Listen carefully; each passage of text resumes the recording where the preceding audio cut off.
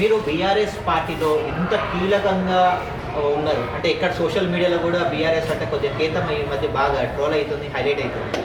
ఎప్పుడైనా కేసీఆర్ నువ్వు కలిసినారా? కలవలే అయ్యా.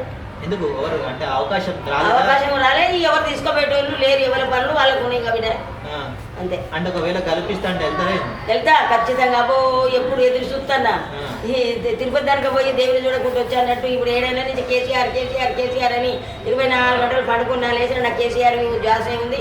ఆ సార్లు చూడాలి చూడాలి చూడాలి చూడాలని కొడుక ఎవరన్నా రమ్మంటే మా మల్లారెడ్డి సార్ రమ్మన్నా, కేటీఆర్ రమ్మన్నా, కవితక్క కూడా తీసుకుపోతాను, కేటీఆర్ తీసుకుపోతాను, మల్లారెడ్డి తీసుకుపోతాను. ఎవరి పనుల మీద వాళ్ళు ఉన్నారు, బీజేపీలో ఉన్నారయ్యా. అట్లా ఇప్పటి వరకు అయితే కేసీఆర్ నేను కలవాలి చూడలే. మీరు మొన్న కేటీఆర్ ని కలిసినారు కదా, కేటీఆర్ ఏమన్నాడు?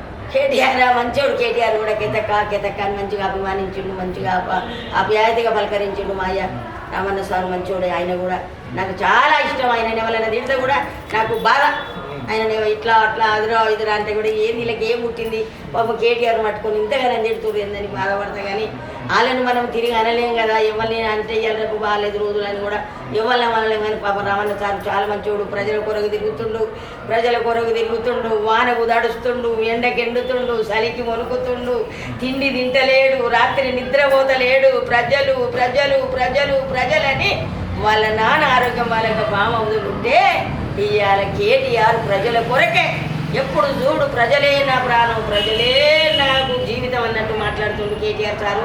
ప్రజల కొరకు చాలా ప్రజలన్నా గుర్తుపెట్టుకోవాలి కేటీఆర్ను. తెలంగాణ ఎత్తు చెప్తున్న ఒక్క మాట, తెలంగాణ రాష్ట్రం మనకు మిషన్ భగీరథ నీళ్ళు ఇచ్చినందుకు ఆడవాళ్ళు ఖర్చు గుర్తుపెట్టుకోవాలి మీరు. బీఆర్